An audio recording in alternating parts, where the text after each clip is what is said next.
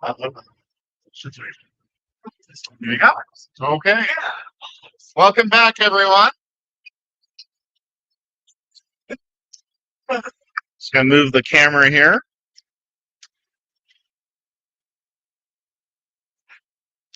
So I think we should do something with a little bit more activity. We're gonna kind of do some physical activity inside of this one, and I'm gonna have you guys work on creating your own board games as teams inside of it.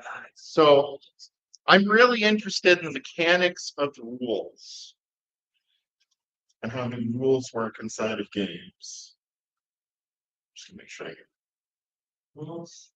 Rules. Okay. So just a reminder, we're in the beautiful city of Kamloops here, which is part of the Secwepemc territory. This is actually a photo from one of my first months inside of Kamloops, the hotel window and the beautiful mountains out here. So for those of you joining us online, this is the beautiful place that we live in and work in. So, and I want to thank everyone for taking their time out of their busy summer to come and enjoy being here with us.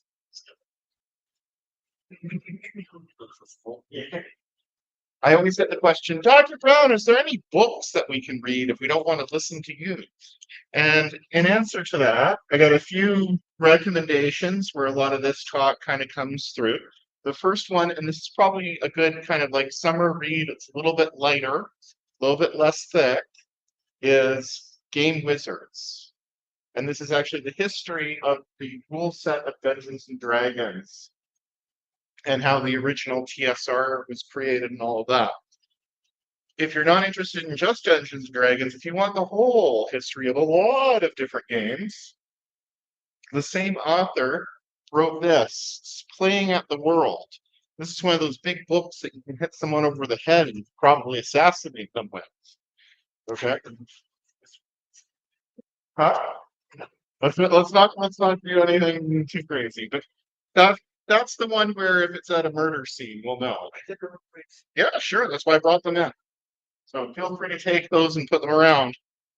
The other thing is, if you're interested in some of the processes that I'm using, this is actually out of this book here. It's co-written by one of my former PhD students and now Dr. Hamna Aslam and myself, and it is really more of an operational guideline. This is the earlier one from Morgan and Claypool. It's now out of Springer, and it's also available in digital edition. Okay, at all finer booksellers everywhere. So, but this is more of a compilation of a lot of the work that I was doing in terms of games design generation and play testing primarily. Seeing that. So that's where I'm getting a lot of the references and resources out of this. Some of my own creation. If we look back to the history of rules, and the reason why I use that statement of rules, what rules, is it has some historical significance.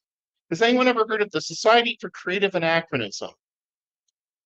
This is primarily coming out of UC Berkeley, inside of the States, and it is basically a LARPing society where they all get dressed up and pretend that they're knights and barons and etc. Then they will actually have like mock battles and things like that in full-on armor.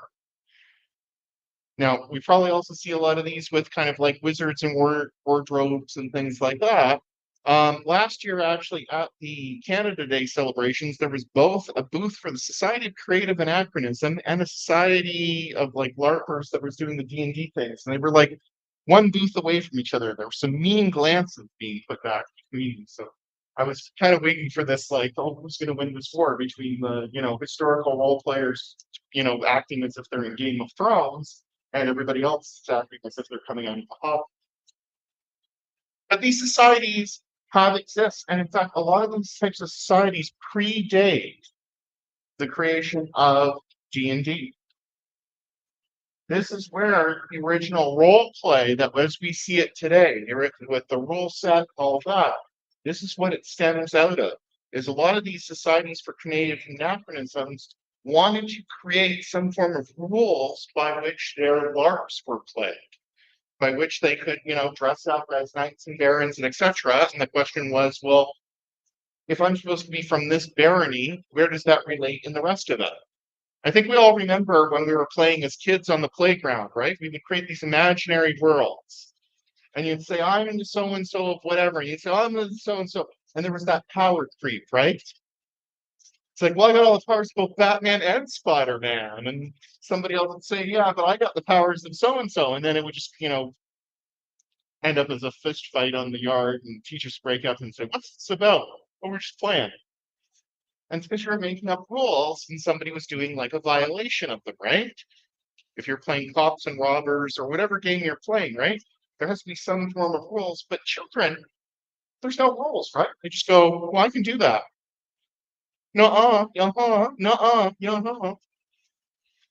Okay. We do that as kids all the time. We come up with these imaginary worlds. We do that. And then we forget this as adults, right? Where we have these things called laws and structures and bureaucracies and policies, right? And how did those come about?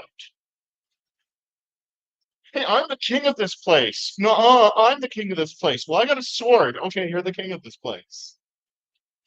It's not the Jewish. It's not the Jewish. No, I'm not in this thing. Anyways, so I did vampire LARP. I was in that like late 80s into early 90s kind of like edgy goth kid sort of phase. I didn't do the Tolkien phase. Yeah, exactly. I'm the lost man. So this actually came out of also Napoleonic war games. So there was a group that was doing kind of like Kriegspiel style war games. And they created a game, Doug Davis, they created a game called Rammstein, which was based on the Napoleonic war game set about the town of the same name. So when you see that, read LARP. So these early Rammsteins were more along the lines of like, we're doing Kriegspiel, we're moving like pieces in these Napoleonic war games, but there's a great campaign around it. And we have to say like what actions can happen inside of it. So Kriegspiel was one of these first games that had the idea of a referee having what can you attempt inside of the game done by a referee, which we now call a dungeon master or a games master or a storyteller. So all the way back to this point. The Blackmore campaign was taking this idea of let's do a Brownstein game and let's treat it as if it's this creative anachronism world where we're all lords and princes and out of Game of Thrones. Okay, we're going to play Game of Thrones. And this is one of the first medieval systems for this. And it was developed again under this idea of a referee. Well, Arneson was one of the people that ran this game. He was also one of the big names and the first two names when it comes to the history of D&D. Probably everybody's familiar with Gygax, right? Gary Gygax, founder and creator. Well, Arneson was running this LARP, and Gygax was the person that wrote the rules known as chainmail for a battle system. If Arneson was kind of like the storyteller, the person that wanted to create this world and do that, Gygax was the rules lawyer. He was coming out of actually an accounting background. Yeah, you can tell that in some of those early things that he had that sort of, really, what's the role? How do we put it there? Whereas other game masters, and I think we see this in our own sessions, there's some game masters where they're more like, you can do that, just do this. And there's other ones that are like, what does the book say? Right? I'm not a book say guy. I'm okay, let's just figure this out and what would be narratively interesting. I'm more of that type of game master, which is weird because I'm in computer science. You'd think I'd be more on the other side. But one of the reasons why I like tabletop role-playing games is because a computer game is all mechanics, right? It limits you. So if I'm on a tabletop game, hey, I want to do this crazy thing. Okay, let's figure out how we do this crazy thing in a way that makes sense. And so this was how Arneson kind of played this game, right? He had an idea of what the general rules were. And when Gygax said to him, what's the rules of this game that you're doing with all of these people? He said, rules? What rules? That definitely wasn't the case. The Blackmore game had lots of rules. How do you get ranked up as a prince from being a baron to a prince? How do you maneuver your armies? How do you lay claim to a piece of land? How do you do hunting, fishing? So these were huge medieval fiefdoms. And so he provided about 20 or so pages of handwritten rules. He sat down and wrote out 20 pages of basically, here's how I deal with all of these various things. And Gygax took this, and the combat rules were already from his previous system, Chainmail. And so Dungeons and Dragons, the first Dungeons and Dragons, is really based off of a combination of Chainmail that he had produced before for the combat system, mixed with the world building and determinations of Arnson's Blackmore campaign. And there's still societies today that still play Blackmore. And Arnson still actually goes to conventions and runs pieces of this. In fact, at one point, they even made a source book based on those early games, because Blackmore was based around, just how Bronstein was based around this fictional town, I guess in Germany, given the spelling. Yeah. Was based around that fictional town and this Napoleonic battle that never happened there. Well, Blackmore Castle was on top of this. And what they found is when they started to move this into the system, and when they started to systematize it, they needed to limit the things you could do. Because really, you could do anything in a Blackmore. You could do anything in Brownstein. You could come to me and say, you know what, I'd really like to do this. I want to go explore this place in this world. I want to create a castle over here. But if I'm writing that up as a source book and an adventure, I have to limit it. And one of the ways that they did this was via dungeon mazes. So they wanted to constrain the actions. So they limited it down to a dungeon, because then I can say, oh, you boot open the door. Here's what happens. This also created the development of new dice. So I think we're used to the D&D 7 set, right? The 7 canonical dice. D20, D4, D8, D10, all of those, right? The various sets. This actually comes out of mathematical training and teaching. It's a pedagogical tool. So statistics professors, if you want to talk about probability, well, I can show you what a six-sided die looks like easily. I go into a Monopoly, I take out the six-sided die, my kids cry, and you guys can learn about probability from that. But what happens if the die gets bigger or smaller? So there were these sets available on various educational websites of funny different numbered dies so that people could test and try probability out, because humans have a very poor understanding of probability. So these things were already created, and then they were repurposed into that. This is one of the first games also has this ability to level up, to gain experience inside of it. That was a great thing off of that, rather than making this just a normal board game. And the figures were not provided. So this became then a big, huge thing for secondary sources and creations. So even Dungeons and Dragons was not created fully formed and perfect. It was not brought down from Mount Olympus by the gods, but it was a generative and reconstructive process. It was taking stuff that already existed. It was taking some ideas here and there and everywhere, gluing them together, and then working out that with lots and lots of playtesting. So rule systems are inherently terrible, right? There's contradictions. There's issues inside of them. And usually we have pieces inside of our systems. Some of these systems that we go through are things like university bureaucracy. How many times have you hit a wall inside of the university bureaucracy where it's, I just need to get this information, but in order to get this information, I need this other person, and this person needs to tell that person, and you're like run around between 5 different offices? Raise your hand if that's ever happened to you. And maybe not at the university, maybe at government, maybe at, your job. Okay, I'm dealing with one right now where I'm trying to get into a system that doesn't exist to get a number for someone that can probably get that number themselves quicker than I can look it up, but I'm the one that has to provide that number. Okay. We've all had to deal with this, usually, you know, through these types of things. Phone trees when you're trying to like, return a product. Okay. All of that. Are these inherently designed that way?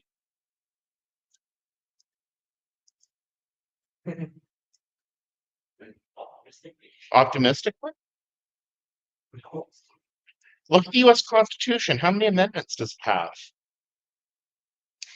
Canada only got its, Charter of Rights and Freedoms in the 1980s. Okay, we're constantly changing these things. How many laws have we enacted, repealed, changed, manipulated, moved around, lost, relost, filed in soft peat for 14 days, and then tried to dig back up and then resubmit? Okay, Douglas Adams has a great line of that in The Hitchhiker's Guide to the Galaxy on how Zolgan bureaucracy works, and it's pretty much the description of any bureaucracy that has ever existed. Humans built these systems, but they didn't design these systems. We added a rule. Something happens. We play a game for a little while, and what happens?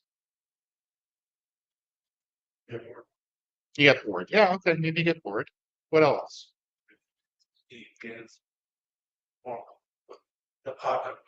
Yeah. More complex over time, yeah.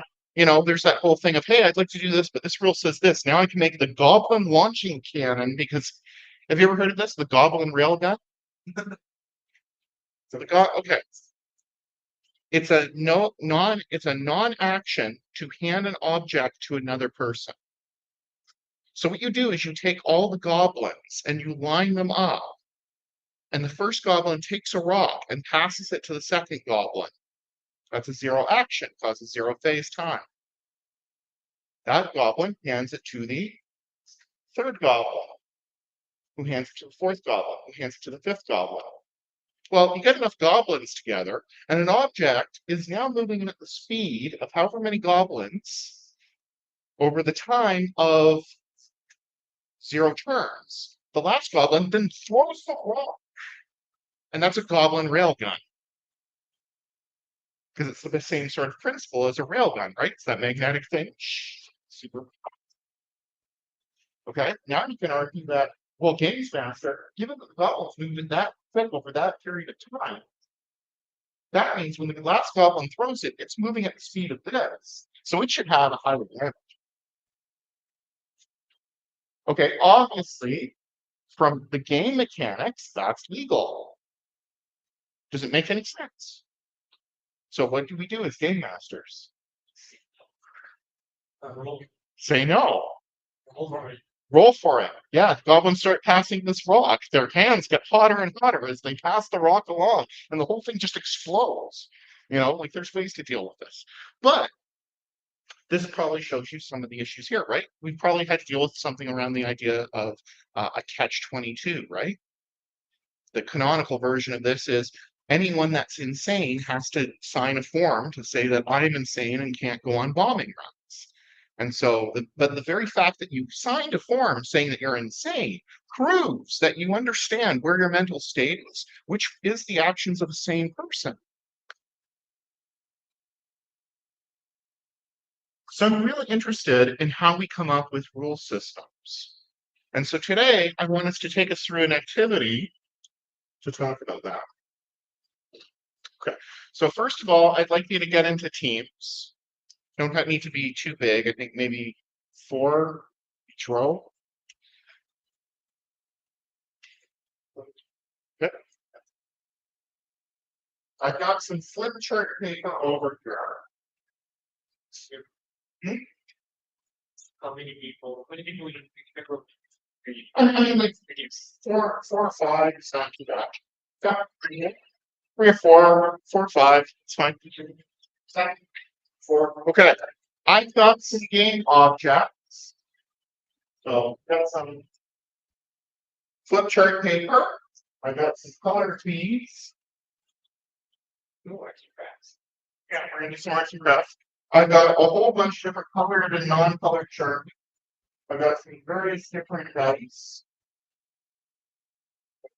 So your team can pick out some objects. I think I got another thing that got you over there. You're going to need a pad of paper and a pen. Luckily, I've already given you pens. Oh, that's so nice. Thank you. Um, and then we're going to go through a process of the following. Get into a circle together and go through clockwise. Every person is going to declare a rule. Okay, so this could be a rule like, in order to move your player piece, you have to roll a die. Okay, and the next person can say, if you have this score, then this thing happens. And so start writing down that whole rule set. And once you get about 2 or 3 rules in, I want you to play it for about 2 to 3 minutes. Okay, just long enough to have everybody do a turn in whatever the game is. And then the next person in that line is going to add a rule. And they're going to say, this is the next rule. Play it for 2 to 3 minutes, and then the next person is going to add a rule. When you're to a point where you think that this is too many rules, this is too annoying, this is stupid, I'm annoyed, I don't want to play this anymore, raise your hand. I want your team to raise their hands, and I'll come over and debrief. Okay? Does that make sense? Yes. Do we really have to discuss? Guys. Do you have to discuss the rules? If you are the rule maker on that round, you have unlimited authority. You can discuss with the team. You can say, but whatever you say in that, you are the lawgiver in that round. And you give the law, and that must be followed in the next play session. Can you invalidate a rule? Well, let's see what happens.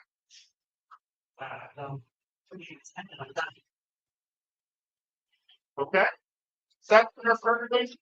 Yeah. Okay. Yeah. So grab a big piece of flip chart paper, Really nice stuff to do because it covers the dungeon.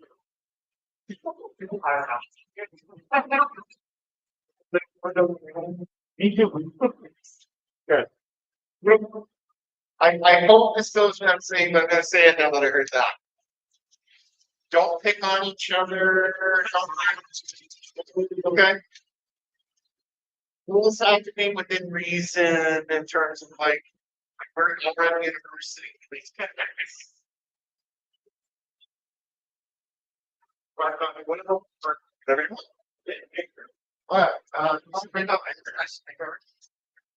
Hopefully, it wasn't too late. Yes, I should already. Thank you, the hearts. Sorry, I got that screen. Okay. Okay. We have cards, dice, we stuff that you can help. Fantastic. Whatever we go. Yeah. Go back there. Let's grab one. She's shakes. Do you want to go?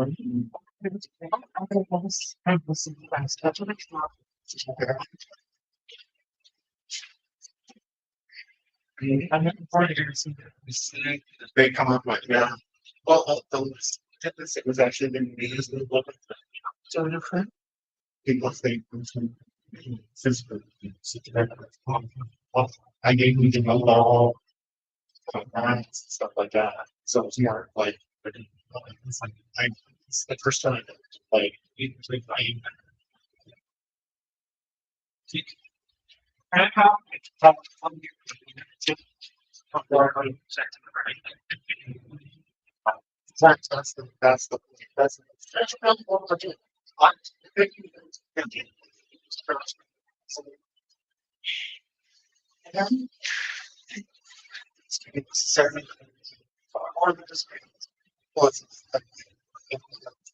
I started seeing various comments.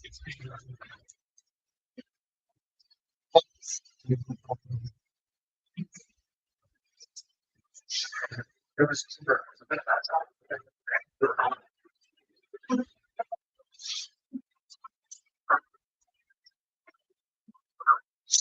Like, the members could being a people. They're like, oh, I found it. Oh, there was one person going. What this next? And say, like, excuse me, and go away.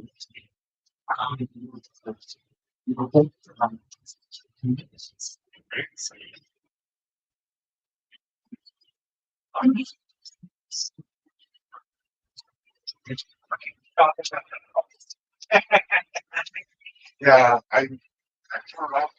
Yeah. Anything is sharp. Lots of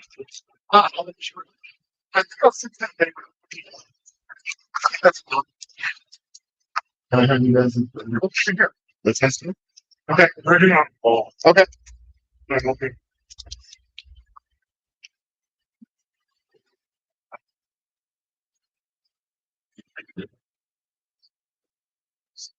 So for those of you online, we're going to have actually, you're going to work with Java. Yeah. The other option, if instead of writing on the wall, you can pause this, write it down, return. Well, I'll try to go. It'll just make it easier for others to see. Yeah. Hi, stream. Yes. No. We're here. We're here. Yeah, let's make that angle a little less goofy here. Nice and straight. Perfect. Awesome. All right, so take a milk that.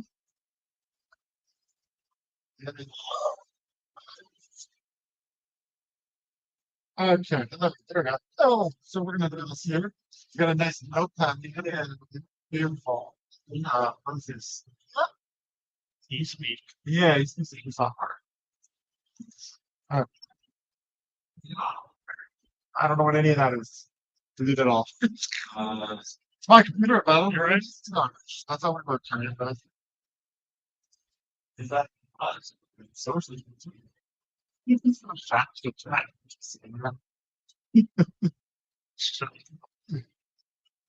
All right, anyone? Let's see. Are you in first picture? So Yeah, let's see what we got here. So, why don't we start with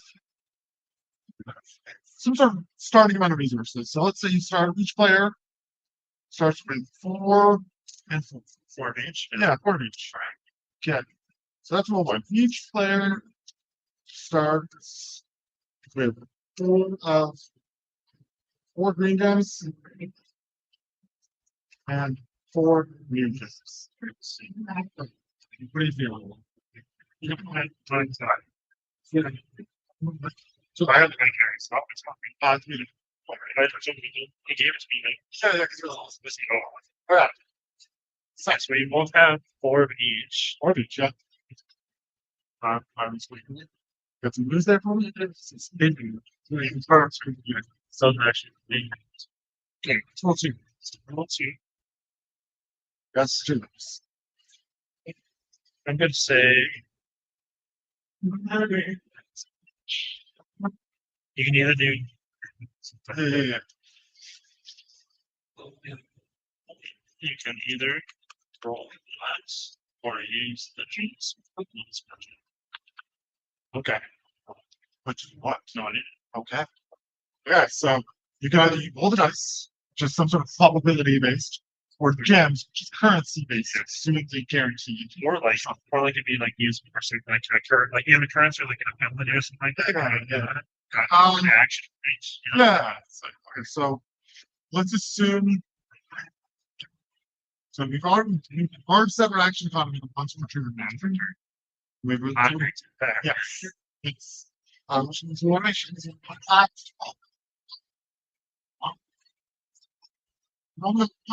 per turn.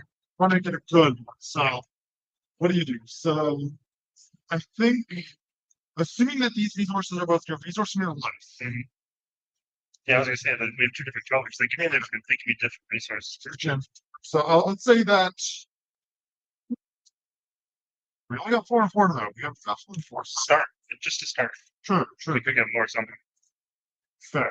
So why don't we say that you can spend it to get 2 green.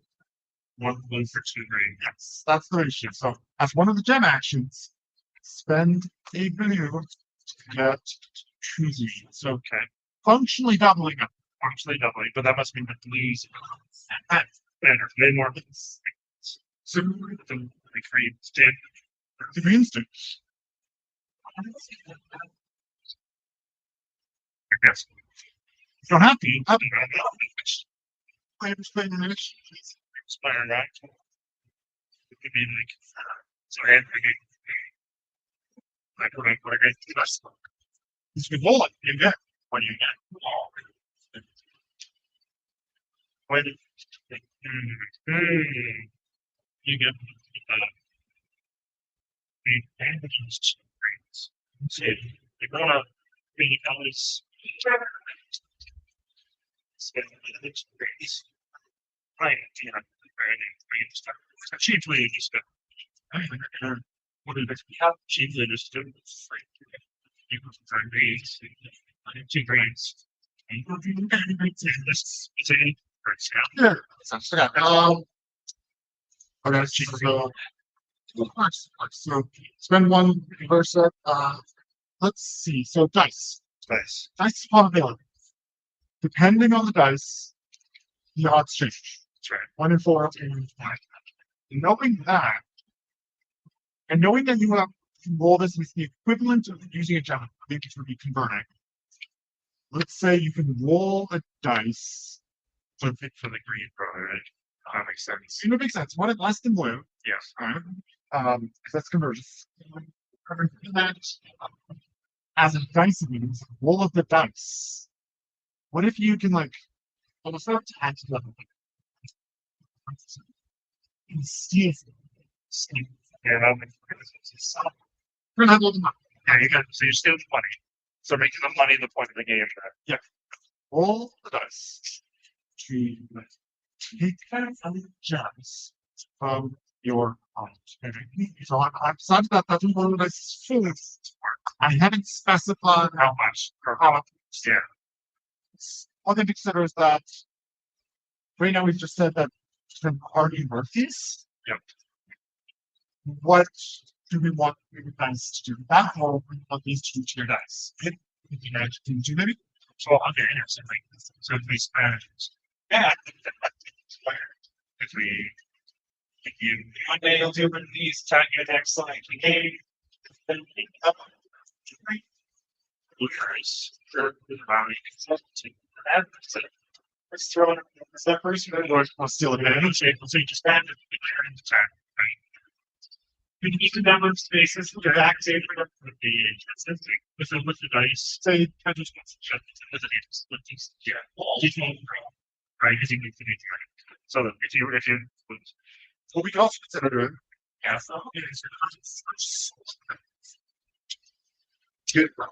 Do a little bit of a play test too. Ushery. Right now we don't have any rules though. You can't play this yet. We're still looking at the action. I like it.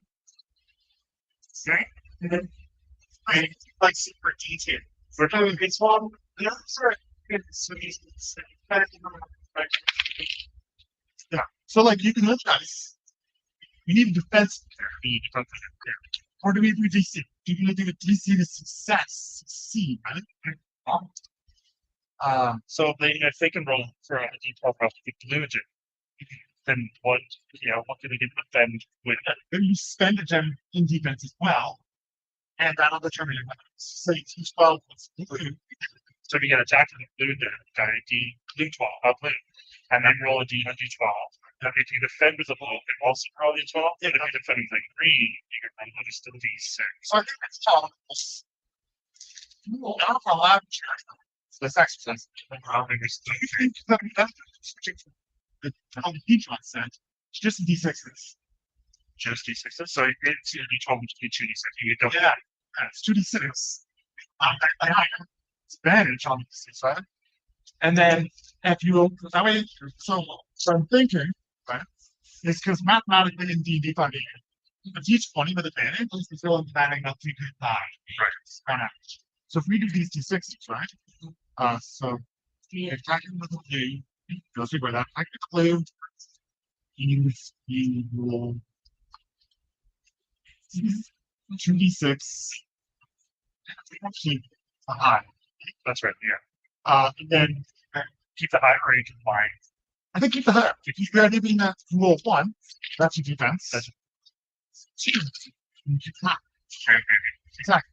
And then as far as winning goes, I think you just take a green. Would it be a green or good? The difference. The difference, yeah. So if you get attacked by a blue and you defend with your greens and you win the defense, Yeah. you get a green. Because that would be the difference, right? Because there's a double. So I think the first thing that these are 2 and these are worth 1. Yeah. You also I think you just take the difference I'll take that one. of the value. Right? So if I roll a 6 and minus 3 on defense, I take 3 gems. 3 greens. That's We're still something up. And you can consider that makes sense. big difference. Yeah, So take the difference. let me put this first here. So any players will can indicate blue for 2d6. It's probably 26. There's a way to say that so it's 2d6. And I think it's the logic means both like you take the higher. You take the higher, yeah. So if you did not to the combination of all numbers, What th, which is 2 higher, I guess. take But and then the next one would be the it's technically all, which is the winning player makes a difference. takes. And obviously, like the core benefit between being attack and defense is attacking chooses first. That's fair. So you can put a blue up, and your opponent will sort of be obligated to put a blue up first. It's kind of like you go all in on poker. Yeah. And they have to go all in, you're forcing them in. So I think And I suppose one thing we said the winning player. Yeah. Do we want the winning player, or does it want to just be empty attack and wins? Can the defender basically do like a counterattack and steal back to winning, or do we want to just be winning? if it was just, I think if it's just the attacker, Okay. then there's no way, like, then it would just be one person attacking back and forth. It would stand, it would go one game more, right? But if there's the defense part, they can take some sort of, maybe if they win the defense, they can just keep going. One, two, maybe realize if they're showing 4. Okay. Because there's So got to be some sort of like give or take, like a little risk success. the attacking player wins. Take the difference. They take the defense.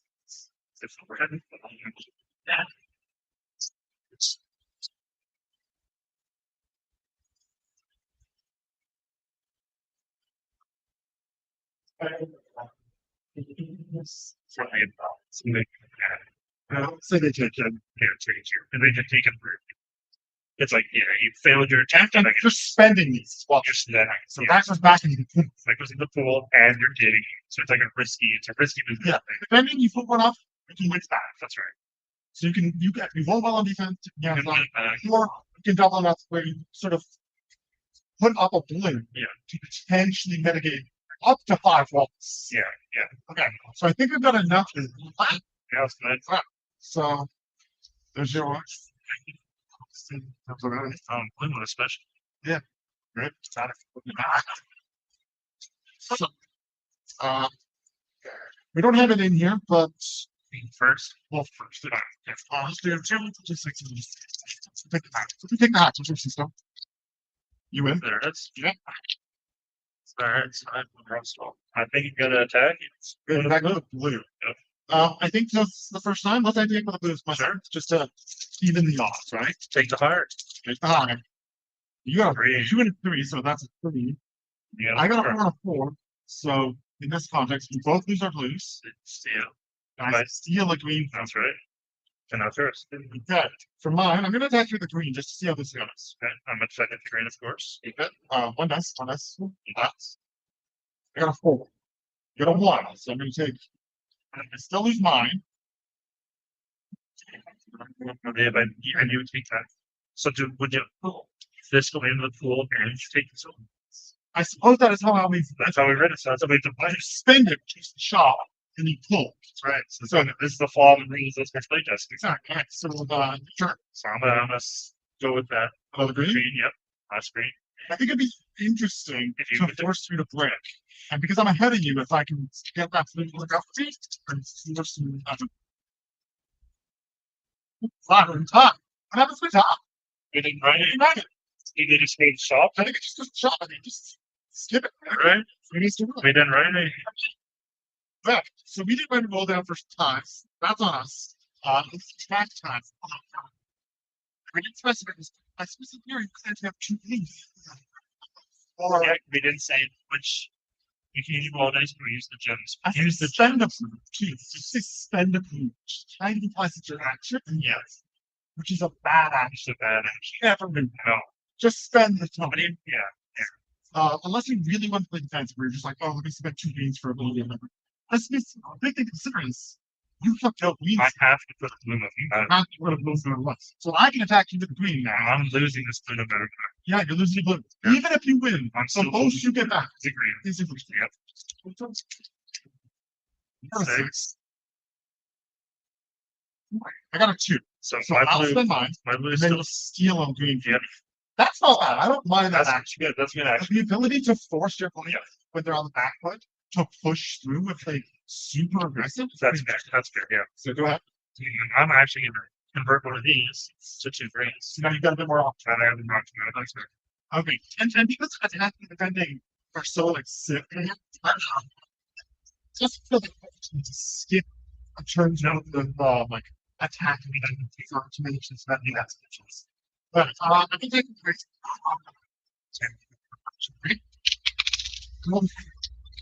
Now to So set those moves away. take that guy. One other thing that I'm seeing in this time base is because because we're rolling so much and getting them submitted this, the game is pressure. Because you're I'm back with the blue. My last blue. all down to the blue. There we go. Let's take the difference. Well, the difference. The right. difference. But there's you At 2. I beat you by 2. Two good. Say 2. I I forgot about is the difference of Yeah, yeah, It's the difference. That's not. difference. That's good. I think I beat it, but I forgot to take the difference. I think so. I think we just took 1 green. Stick on it. That's on me. That's fine. Difference for attack. Let's attack you again. Alright. Or sorry, it's your turn. No, I just did that. It's the second. So yeah, Let me attack. I have to defend with the green. The other front green. If I can beat you by 2 here, I win. Yeah, that's right. How far? Awesome. Fine. Top. He tossed. It's gone. But I'm still in the game. So I'm gonna. And you're actually getting I'm almost out of here. So what's gonna happen? I'm attacking twice. I'm gonna defend you one, and I have to win. it. If you don't, The winner takes all. that's right. I got a 4. I got a 2. 2. So I have to do both the third ones. And you take that, which seems even more time. You're right. Alright, so That's pretty nice. Nice. fast thing. Top abilities in there. One thing I noticed is we don't have anything to affect top. It's pure dice. Pure nice. It's just he needs to. We need to. Which is just giving you a small advantage. Very simple. Mike. Here. Y'all done work? Next, some player team. Player game. Play gets good. So, these are the rules. So each player starts with 4. We'll run another lap so you get your thoughts. Plus, especially since he wasn't part of the box. So we just started this. We got 4 gems in 4 days. Sure. Roughly, the interesting thing is that each blue is roughly worth 2. Okay? Sure. Because each player starts this one. And then nice.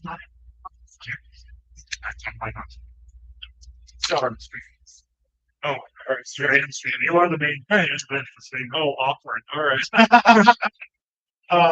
well, that's something about it. You can put that on top of something on your pocket. This is the Oh, that's just like, you can tell I've done this. yeah. Alright, so the rules. Start with 4 of each. Yeah. Good dice. Yep. The way the game works is you can either roll the dice or use the gems once per Yeah, roll the dice, use the turn. shot. That's not Yes. I'm very good at this. It's very nice. Yes. Exactly. Oh, I'll probably have 5 minutes. So, your orange time actions, you can spend a blue, you get 2 greens, an action. You can also convert 2 greens to blue.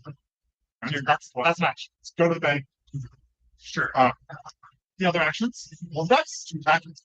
Big jumps for whenever somebody says to put a blue up, you roll 2 dice, taking the high to advantage in the sure.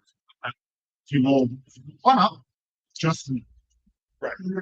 Then your opponent, and he's up in inverse. They'll have one of these for one of these, right? Okay. Then they'll roll the same style, right? Super blue, one's over. The dice converts directly in special to this. If you are attacking and you win, you take the difference between your dice and your opponent's. So 5 minus things 2. I take it. Agree, 2 for you. So you can win and we're taking the 2. That's 2, but it's not the same. It's not the same, but it's definitely great too. It's the equivalent I even put on it. If you defend it, you take 1 piece. See, it's fine. All off to start. We didn't put this in here, but it's our unofficial. It's unofficial. Change with that. Succeed. So what would you like to do? Well, probably it's not. Like a green. Flip you up. Just turn about there up to the south. You're gonna 43. I got a 5. So you spend those to do the attack and defense. I take a green for beating us. Nice. I'm on attack now. I'm gonna push the attack. I'm ahead of you right now. So you're gonna put a blue. Fully jumped. You're green for defense. You're green for defense. Yeah. Let's use the blue for defense. Okay, so running level 2, same thing. You have 5, 4. So again, you only by 1. So I take 1. But that lose our guys. We spend on the spending points, the 12 and 9 points. Okay, man, I'm doing that. I guess so, yeah. Okay. Yeah. Would you like to attack? I'm gonna attack too. Sure. Okay. I'll spend the 6. Fine. So we tied. In this case, we have action button times. So all you spend and no one wins. I'm on attack. I'm down to 1 free. So I'm going to use my attack action. Instead of attacking him, it's run 2. Roll that. Sure. Return to this. I'm gonna attack too. Okay. I'll attack again. That's the Yeah. So you do 1 red one.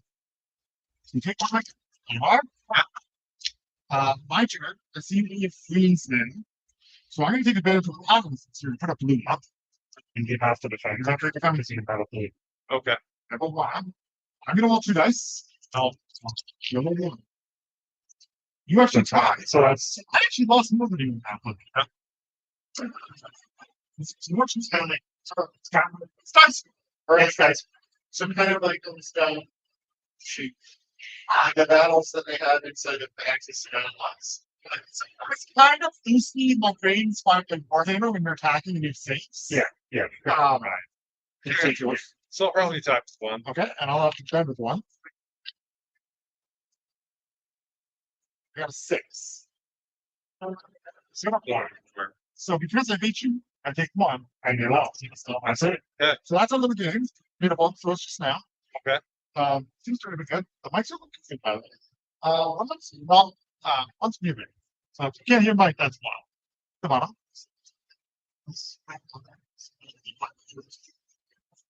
There you go. I give you Mike. That helps. That are settings. We're using a very strange software. That's going on. Sure. Yeah. So we play that. Yeah. We'll take turns. Don't know Mike, you just smell them. What movie did that? What do you mean? Yeah, so I understand so much. There would be something we noticed that we missed. Something needs a movie. But you have ultimate power. Because anything you want for anything. You can say that if you roll a 6, have them on Mike. Yeah, true. It'd make the game worse, but you could do it. You can do it. I think you roll some attacking. It should be an automatic victory. Auto win. In the case There of you go. time, And if you roll a 1 and you're defending, you should still auto. So if you roll a 6 and you're attacking, it's auto. Yes. And if you roll a 1 on defending, you always. Or if you roll a 1, you lose that action. If you roll a 6, you win that action. Either defending or attacking. Yes. It is power. once a round, 6 of spotless, and then 1. Yeah. What happens in the event that both players roll 6 of one? You know what? We'll get there. Well, the attacker wins when they roll 6, period. So let's So it favors in the attacker. So we'll start with the action of the 6s. So Yeah. And get the others in the second. What do you think? I'll take it. What are defenders lose is 1. Or, yeah. Sure. Okay, so Seems fair. um Yeah, bad defense. yeah, so it's realistically just a tiebreaker. But it's a tiebreaker where we've optimized each one of the other ways to make how many people they need. Advantage goes backwards, so should technically impact their for like I said. Okay, so interesting, Zoe.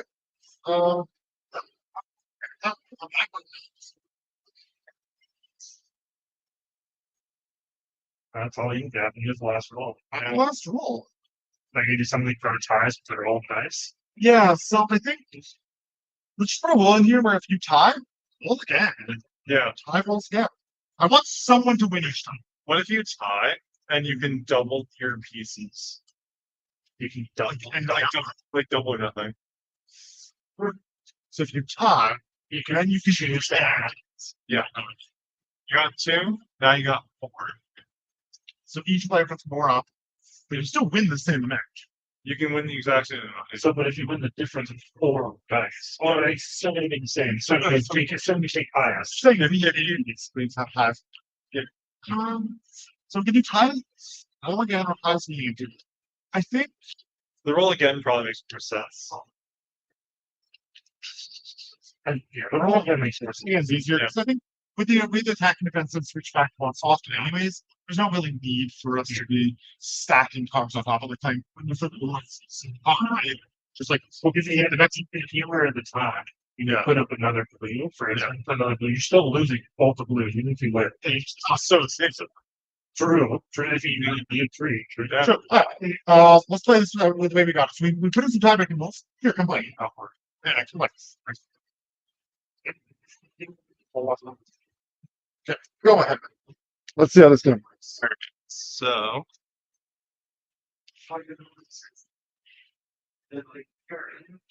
Matt got a slate, by the way. It's good. Okay. It's a slight delays, but it worked out nicely. Super. you did get on split? Yeah. Excellent. You have 4 and 4. Yeah, 4 and 4.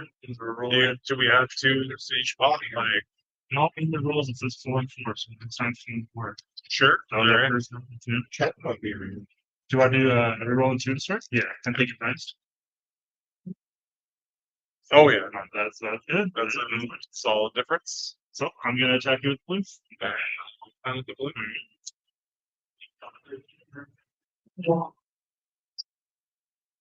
4. So you got a 4. I got a 4. So Yeah. Is it gone? And that was it, right? I think so. What did I say? We never actually wrote the rules down for who went for the wall off at the beginning. If the defender wins the roll, Yes, they win by 1. They get 1 green. oh, the defender wins, they take 3. So you take 1 line. From here. From So I take a green. yeah, just take it straight. Okay. And now it's your I'm gonna attack with blue. turn. I'm gonna defend. Yeah. After the next round. All right, go. With 6, you Oh yeah, a 6 auto. So win, yeah. you auto win. So you're gonna take. So we both lose this. I take 3.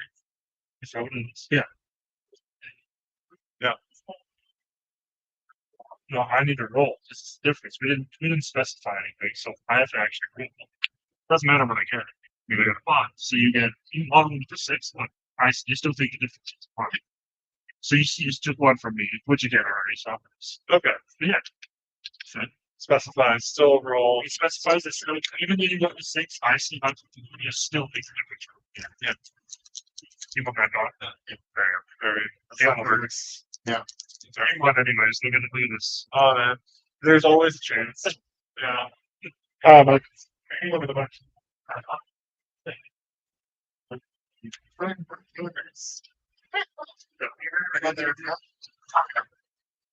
Okay. Ridiculous. No, it's fucking just the good friend. Oh, man. Okay. So we've had a chance. So if I can have everybody back to here, we're back. Yeah. So thank you so much for going with that and trying it out. I want to talk now about the games that we created. Because it's not enough that we just did this act of creation, but I want us now to reflect on what we just did in this activity. And this is a big part of play testing too. It's not just the fact that we've played the game and we've played around with that. What did we learn from this scenario that's going to change the way that we look at building rule set in other games? How is this experience going to do that? So let's discuss our findings. And I want to follow in a actual structured conversation. It's known as the focused conversation method or an appreciative ORIE. So what it is, we're going to look at a surface level of the rules process. We're going to look at our initial impressions of this, and we're going to get kind of understanding form of these types of rule sets. What we're not going to do right now is a huge, giant, deep play test of the rules. So this is not going to be something where we play the game tons of times to see if it's balanced. This isn't a complete policy of the rules making. And we're not going to get into the understanding of which rules are conflicting necessarily. But I want you to do is just get a feel for what this process led us to. So to start off, we want to have objective questions. So often what we do is we leap right to, I don't like this game, or I like this game, and here, and we don't discuss, well, what did we just do, right? Because our perceptions are going to be different. Different players are going to have different perceptions. So my first question is, what instructions did I give you? Get up. Horrible instructions. Why? Really bad. Okay. No starting point, right? I said we're gonna, do this. We're gonna have everybody take a turn adding a rule in. What objects did you use in your games? Use cards, use beads, use dice, use the flip chart paper, use the big thing of Sharpies, your own body, right? Okay, and had you guys doing squats, but your own body. How many rules did you end up making? 11, 10 or so, 10. About 10. Okay, so about 10 got in that time period. Okay. What were the rules produced? Okay, you have a listing of that in front of you, right? Win conditions, value of certain things, yeah? Economy. Okay. What rules kind of, in this case, end of the game? Like when did we had one team that raised after two things, raised their hands up. This is getting too confusing. I can't remember where I helped out. But did you find at some point that there was like enough rules? Was 10 too many? Not enough? Covering most things. Covering most things? Not enough? Okay, the squats was where it was you need more squats. Okay? Over here, not enough. You had all sorts of scenarios where you had no rule for it. Okay? Did you just start a lawyer wages? Yes. Yeah. Okay. So some teams believe that they had too many. They were doing squats. Some said not enough. Some said, nope, that's about right. Okay. We go into the reflective. Okay. So let's talk about our emotions. How did you feel of engaging with this activity? So at the start, when I gave you these instructions, what did you think was going to occur? How did you feel? You're confused. Overwhelmed. Why overwhelmed? Huh? Too open-ended. Yeah, okay. I'm both of the experience. within specific. Yeah. Why did you choose those game objects? Well, that's true, but some you guys use the big giant board, right? Use the Sharpies, use the gems, okay? Cards, you had cards in your pocket. You added something to it, right? That's fine. Huh? You switched different dice. I think at the back there, right? You guys, I said, hey, why don't you change the color? This is gonna get confusing. Okay. So you have to change your option. As the number of rolls will increase, how did you feel going forward in this?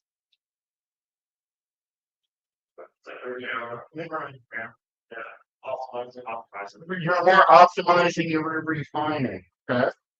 Ian said, it was more In one, we started adding more options to the board. So it went from just size to adding cards and then adding gems. And then that. And the second thing was we're going to change it where as well. Yeah, we were overlapping those on top of each other. And then it had some unintended consequences. Have you ever done say the game? Oh, right. center of this. Where was making the rules? We'll see if they're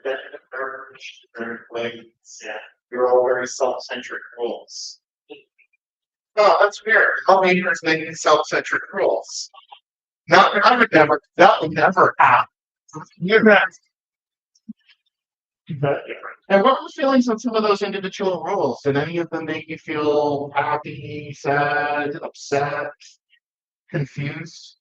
Just adding another. You're just confused today, though. I'm just so confused. Yeah, it's Wednesday. It's a confusing day. I never got the hang of Thursdays at our big night. Yeah. Gavin, what'd you feel? Oh, How'd you feel about the rules? yeah, I think also the whole we went into it, saying we both writing with an unspoken understanding of we want to make something that would be like our game, Yeah. right? Like, Okay. something that you could publish. It, Yeah. Whereas Ian and his team was making people do exercises. That's what I'm seeing. Yeah. Yeah. And so how did you guys feel as this game progressed? As these extra requirements were added upon you? It's actually built for fast. So over time, the chaos that you put so much chaos into that it eventually get a equilibrium. I don't know, nice it just becomes scary. Yes, and else. No, yeah. There. Okay. So some people felt confused. Some people, it seemed like you were getting refinements on stuff. Some of these rules were kind of contradictory. Some of them were benefiting people inside of the room. That's what I'm hearing from the different groups. Okay. So finally, what rules worked better in your games? What rules do you find work better?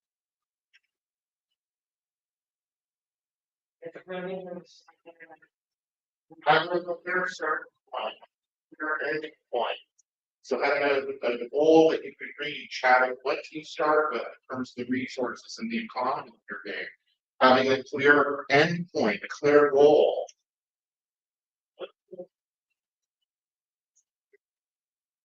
Okay, so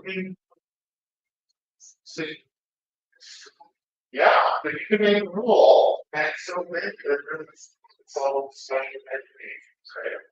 Do we see that in our honorable system? Do we see that in law? Do we see that in how we write legislation? It's like that, right? There's always edge cases and gaps and things like that. Anytime you're coding, Anytime you're talking, yeah, what just happened, right?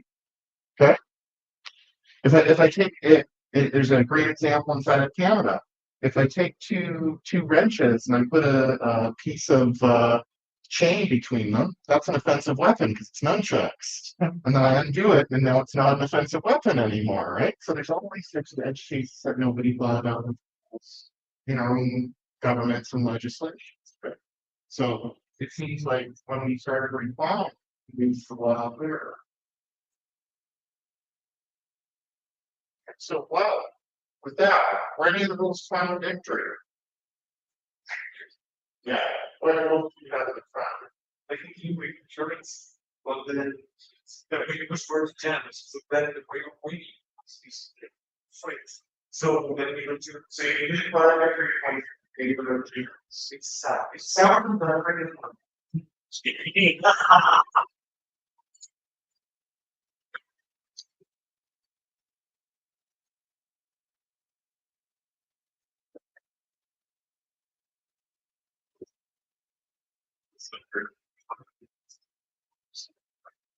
And you follow the back of the walls, right? I added some kind of program on there. Yeah. Do you know that issue, sir? You weren't really confident. What's the song? Oh, It's like legend. okay, and in this case, I didn't see anyone that kind of ended their game and said, this is too confusing, I'm done completely, except for, I think after 2 rules, but that was more maybe I could clarify, or 3 rules, but I didn't clarify. Yeah. Yeah, when I've done this in the past, I actually did it with physical games, which made it a lot tougher because people are actually like bouncing balls and throwing stuff to people. And so after a while, they just got so like it was like stand on your head, the throwing ball, and etc. There was some physical limitations there. In this case, maybe not so much that we can probably put a lot more rules on top of it before we need to break. So that's an interesting thing that I was looking at in terms of this. Okay. So I think via this process, we've kind of come to a bit of a better understanding of full science. And I heard a lot of I would have to preach. I would have to come in here and say, we'll speak very wrong nation. Nation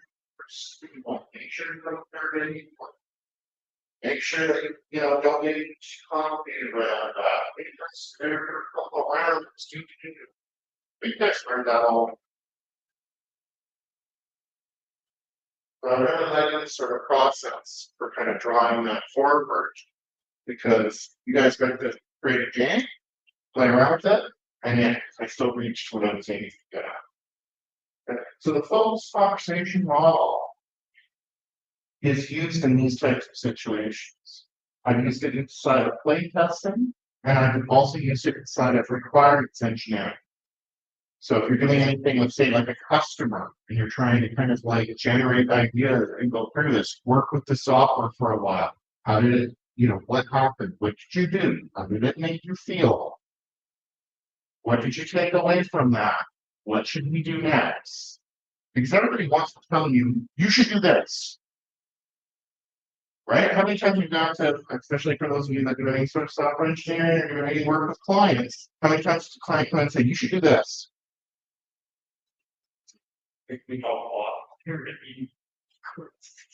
Yeah, my girl is dealing with clients.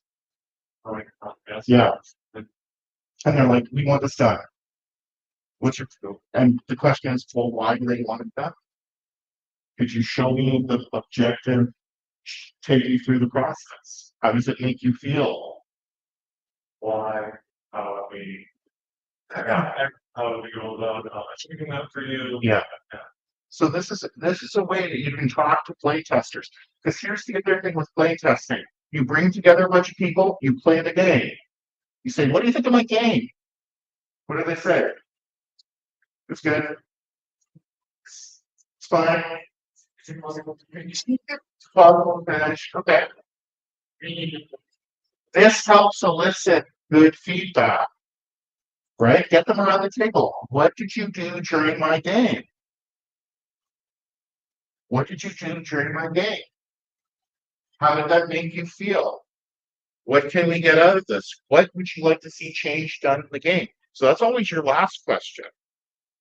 But we so often, it's like the old Office Space thing, right? Jump to conclusions. We just jump to the end of the game, right? Take them through this process. My thing won't work. You have to fix it. Okay. What did you do to get me to do that situation? How do you feel right now about that? What are you trying to get to in terms of it? And Here's what solution should we make? So it's a great way to kind of have those types of conversations. If you're play testing, if you're working with clients, anywhere where you need that sort of knowledge. Because the knowledge, games are a very subjective thing. Some people are going to love a mechanic, other people are going to hate a mechanic inside of the game. So you have to elicit those very small things inside of it. And if it's just, that's good. Well, great. That's criticism. It's not feedback. You want feedback from your users. You want feedback from yourself. So this is also a way that you can appreciate an object by going through those same questions in your own mind. So great, I want to do this thing. Okay. Well, what happened? How did it make me feel when that happened? What does this mean in terms of that? What decision should I make? So it's also a process even for your own thinking. So I kind of tricked you a bit because I came in here and I said I'm going to talk about rules. We're talking about the process of it. And a lot of it is this idea of we have an activity and we have this reflection time. The learning inside of this system comes from reflection, not the activity. There's a big question here. Why do we make a whole bunch of games? I've made hundreds of thousands of games. People ask me, do you ever make any games? Yeah, I make lots of games. Well, where are they published? None of them are. Because it's things like this. Because the process is the important thing to me. Understanding how the process works, understanding what works well, what works poorly in terms of those techniques. At the end of the day, publishing, that's a huge other problem that requires a marketing and a business major. Okay? But for a designer, you're always creating something. You're always in this creative process and trying to refine that creative process and trying to refine that mechanics. So I work in the mechanical part. Okay. Any questions about this? Yes, sir. Yeah. Does it any games, like AAA games, they also get through the same process? Lots of it is via play testing and doing very deep. This is just one structured interview process that you can use. This one I like, but developers, they have like full questionnaires. It depends on really what they're targeting. There's lots of different ways to do this. Some of the big AAA companies hire statisticians because what they want to do is survey their play testers. And also to do all of the balancing in the back, you need more of a mathematician, a statistician to help you do that design. This is where, social sciences come in, right? How do we do experimental design on humans? So this is where you want your psychologists or anthropologists to weigh in. So yes, there's a lot of people where they want to do this. And you know who's the big, huge guys that want to do a lot of this and would hire more psychologists than anyone else? Oh yeah, you know what? Microtransactions. Yeah. So they want to understand. I've seen so many. I do a lot of reviewing for like papers and journals and things. I have seen in the last 5 years a huge uptick on papers about churn prediction. And what churn prediction really is how addictive is my game in a polite way? It's how much do I have people drop out of my game? Because if I can keep you in my game and I pop up which you can pay 99 cents for this Farmville cow. Okay, there's two big things that are happening right now, especially in any of like the free-to-play groups, whereas pay later. You know what they say, pay me now or pay me later. They want their payment later and want a lot. So with a lot of those, it's all about keeping you in. Why do you think that they have all of those, hey, look, log in every day and get a free Farmville cow on day 7? It's the same reason that coffee companies give you a card Are you ever going to use your punch card? You know, after so many Subway sandwiches, you get a free Subway sandwich. What do? You forget your card, you put it away. But here's the thing, geez, I'm only 3 sandwiches away from a free sandwich, so I better buy 3 more sandwiches. Nobody likes Subway that much. I can barely eat one of their sandwiches these days for the price they're asking for it. But with that, it's all about get you back in the room. Because if they can get you back in the room, there you go. Why does a car company advertise, we'll give you $5,000 cash back on your car? You're not getting anything. They don't put it as they could just make the cost of the car $5,000 less. But they say, we're giving you $5,000.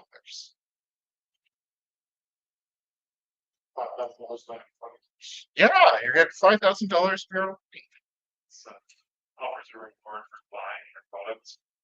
Yeah.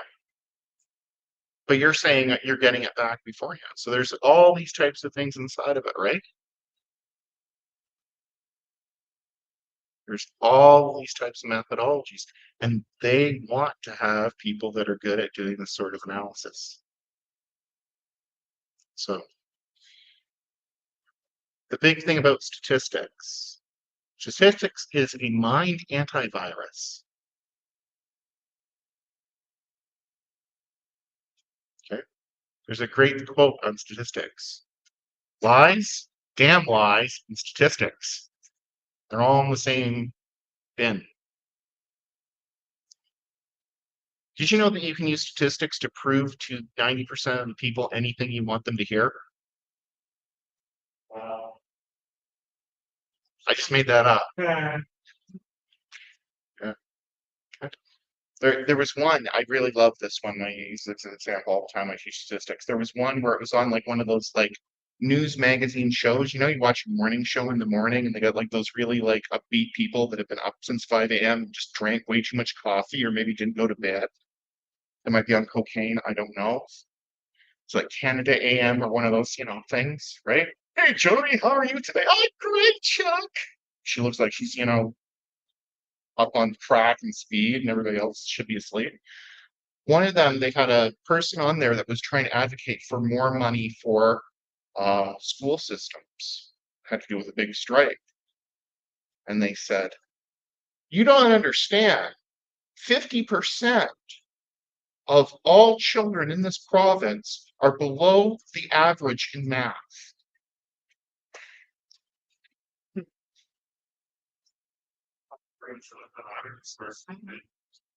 That is how that works, yes, because usually that is a bell curve. So by definition,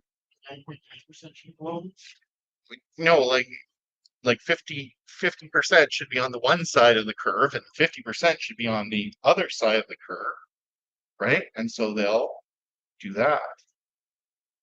You'll also see this, for example, with average salary, right? You ever heard of the average salary?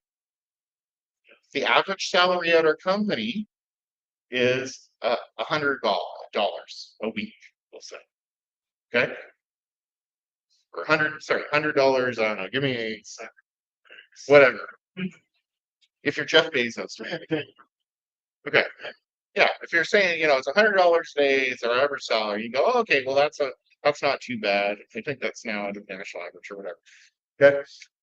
If you said that's the thing, okay, great. The CEO makes 1,000 and all the other workers make $20.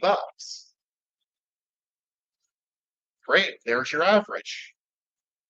That's why you see a lot of places when they want to do this correctly, they use the median salary. Because median is the middle person, what they make, and you want to know if it's tilted or slanted. Okay? Mean, median, and mode. Those are all averages. So when someone says average, they can pick and choose which either one of those they want. This is why I say statistics is a mind antivirus. Because when you learn this and then somebody tries to trick you with these things, you can kind of go, eh, as you kind of twinged there and correctly twinged and said that argument is a tautology, right? It's true. You know, it's the prairie home companion problem. If you're familiar with the prairie home companion, there was this one, it was basically like a fake city. If you've listened to Welcome from Night Vale, this is where they get that. Yeah. But this is the thing that came before it.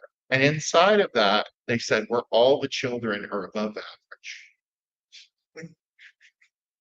Well, depends on where you're sampling. Okay.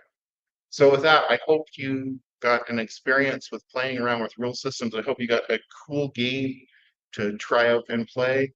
And with that, I will hand back over, I guess, to Gavin to do the trade-off, and then Kevin's going to come up and do some. We'll go on a brief 5-minute break. And then, yep, come back to Kevin. Kind of 10 minutes.